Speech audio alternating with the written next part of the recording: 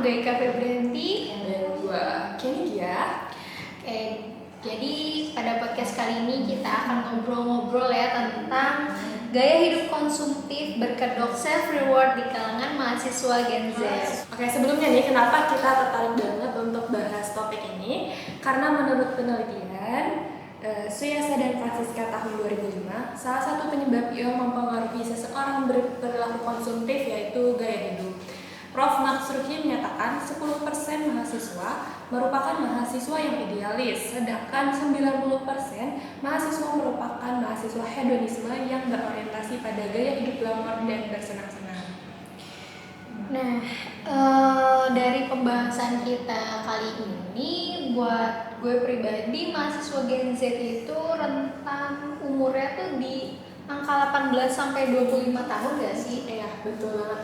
Nah, kan dari teori yang gue dapat di internet, kelahiran Gen Z tuh dari tahun 97 sampai 2012. Nah, berarti kalau sekarang tahun 2023 atau 2024, berarti mahasiswa itu kelahiran yang umurnya 18 sampai 25 sih, gue setuju apa kata lo.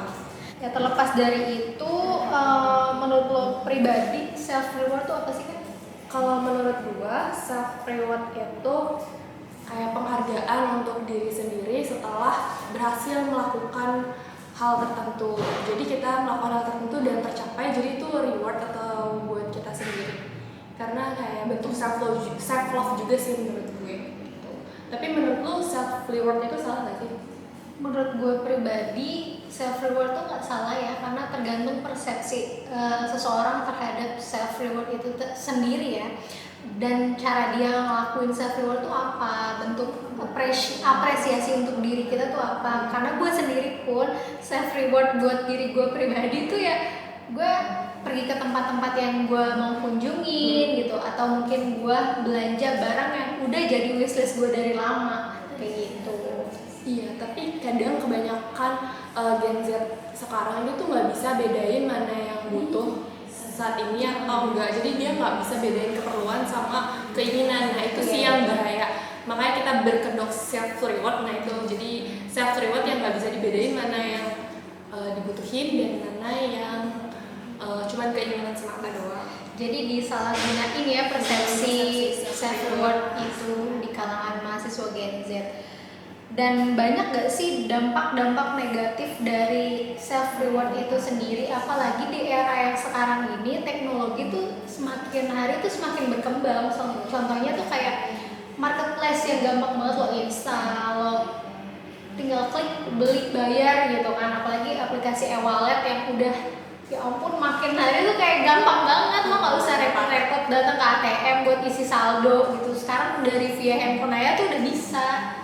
Betul sih, kayak kita ngalamin sendiri gak sih, kayak kemudahan cashless itu jadi kita kayak gampang banget buat belanja ini itu, mau jajan, mau jalan, mau belanja apapun itu kayak lebih mudah aja. Ketika harus dulu serba tunai, kita harus jaga-jaga nih kita bawa duit berapa, harus narik duit berapa ya. Sedangkan sekarang kalau misalnya cashless, itu kita tinggal scan aja, jadi otomatis di duit kita tuh nggak ada batasnya gitu sih menurut gue. Iya, dari cashless itu tuh kayak banyak banget timbulin kayak lo nggak cek saldo, tahu-tahu saldo lu udah mau habis aja gitu kan, kayak salah satu pemborosan yang sering banget terjadi sih. Terus dampak negatifnya salah satunya itu mahasiswa Gen Z tuh banyak ikutin gaya yang akhirnya mereka tuh pinjol gitu.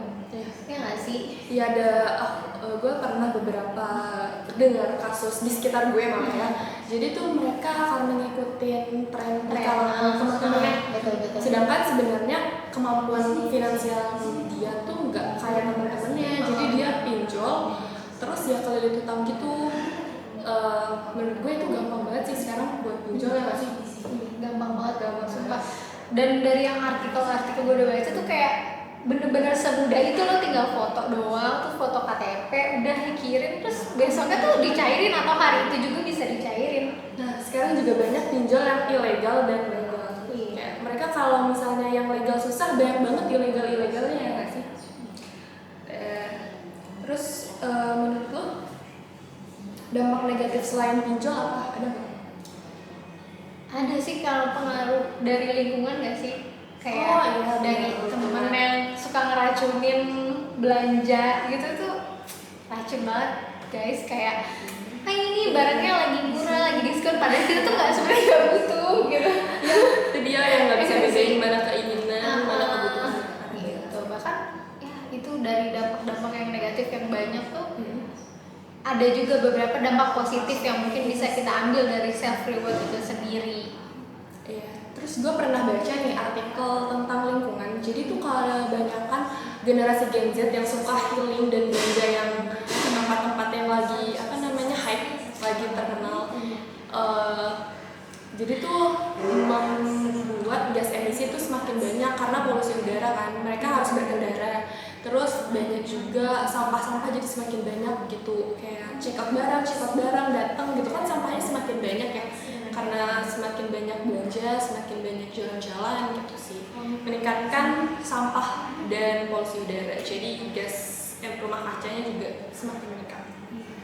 Dan dari pemborosan itu sendiri banyak yang bilang juga generasi Gen Z itu sulit banget buat kayak beli rumah, beli tanah, nabung ya, Aset, ya punya aset buat masa depan tuh makin sulit gitu karena dari pemborosan itu tadi.